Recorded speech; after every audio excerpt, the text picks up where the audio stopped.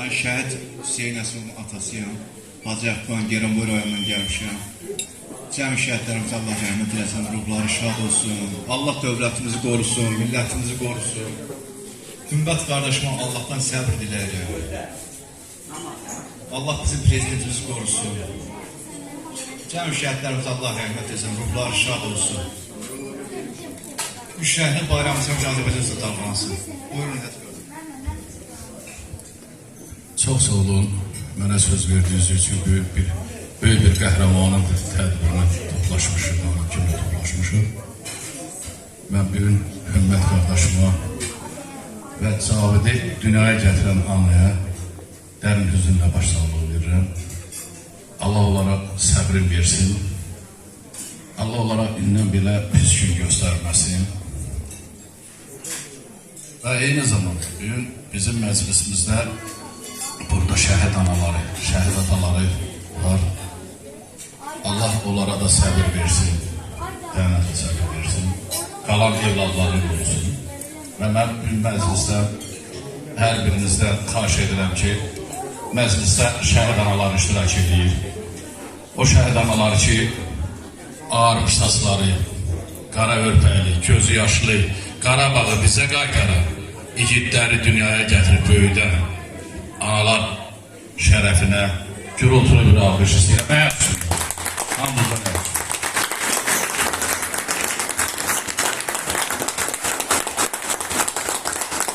Çox sağ olun. Allah hər birinizi var eləsin. Bəli, şəhiddən danışmaq çox çətindir. Cavid şəhid olmamışdan biz onun sorağını eşitmişdik və onu rəsmi də tanımasaydı, qeyri-rəsmi tanıyırdıq.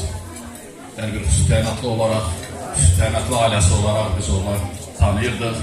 Böyük hörmətimiz vardı. Bizim bayrağımızı xarici devlətlərdə, sərhədlərimiz, Azərbaycan sərhədlərindən kənarda, hüdudlarından kənarda o dalgalandırmışdı və bizim Respublikanın, bizim devlətin ordusunun necə güclü ordu olduğunu o hələ öz sağlığında və xarici devlətlərdə demişdi, sözünü demişdi.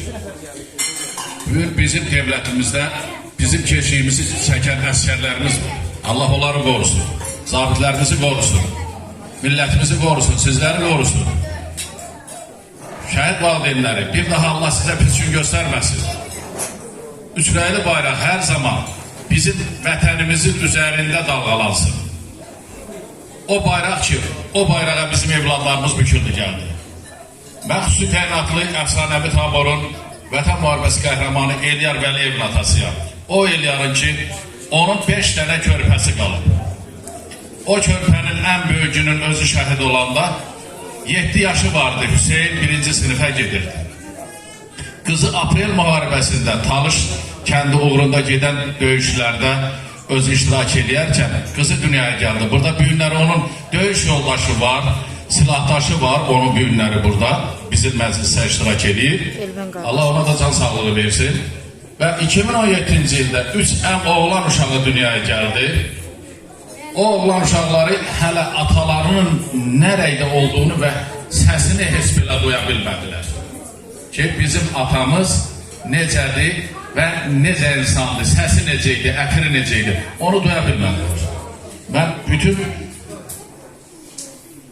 şəhid evladlarını bir daha olaraq həyatda pis gün görməməyə arzu edirəm. Yaşasın bizim Müzəffər Ali Başkomandan ki, bu günləri Elyarın körpələrin elə bir tərzdə yaşadı, qoruyur ki, yəni mən deyərdim ki, şəxsən atası sağ olsaydı, onu belə qoruya bilməzdi. Elə belə saxlaya bilməzdi. Bu günləri buradan mən cənab prezidentimizdə alqışlayıram, ona can sağlığı arzu edirəm. Allah Teala bizim vətənimizin üzərinə bir daha qara buludlar əsyirin verməsin. Və hər zaman elimizə, ovamıza toy nişan qismət olsun, müharibə olmasın. Biz necə ki indi azad yaşayırıq, nəsillərimiz gələcəkdə bizim soyumuzu daşıyanlar heç vaxt biz gün görməsinlər. Çox sağ olun, diqqətinizə görə. Bəlkə də yordum sizi üzürlü sayırsınız.